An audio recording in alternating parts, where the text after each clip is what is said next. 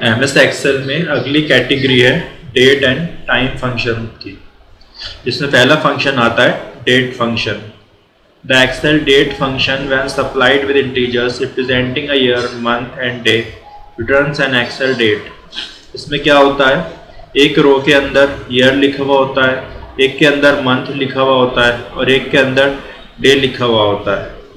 उसमें हम ये फंक्शन लगाते हैं और ये फंक्शन हमें रिटर्न में एक डेट फॉर्मेट में यानी YYMMDD के फॉर्म में हमें डेट लिख के दे देता है। आइए चलते हैं शीट की तरफ।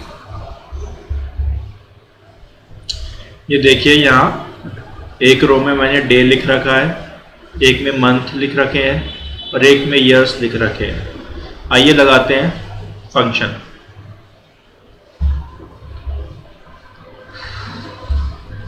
इसका सिंटैक्स होता है इज इक्वल टू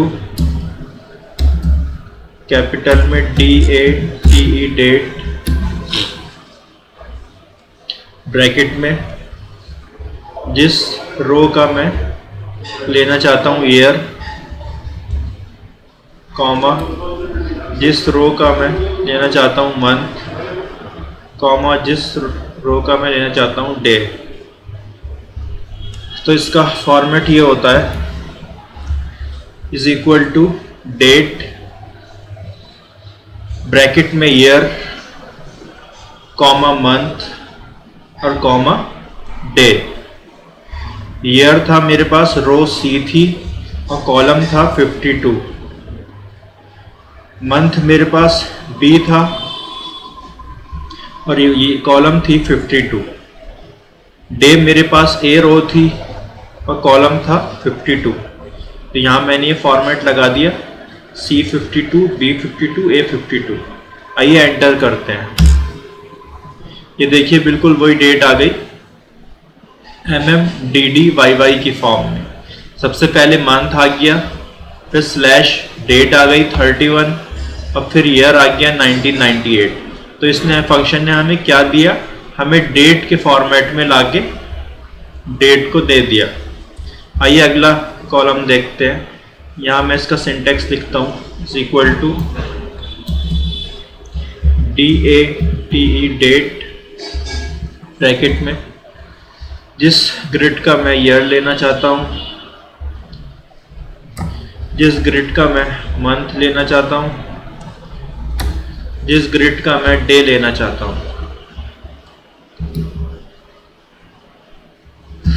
तो ये था इस ग्रिड का 1984 का मैंने ईयर लिया, 5 मंथ लिया और डे लिया 21। इनके ग्रिड थे C53, B53, A53। आइए एंटर करते हैं। ये देखिए एंटर किया तो मैंने वही डेट आ गई MMDDYY की फॉर्म में। पहले मंथ आया 5, फिर डेट आई 21 और फिर ईयर आ गया 1984। आइए अगली ग्रिड की तरफ चलते हैं। Is equal to date,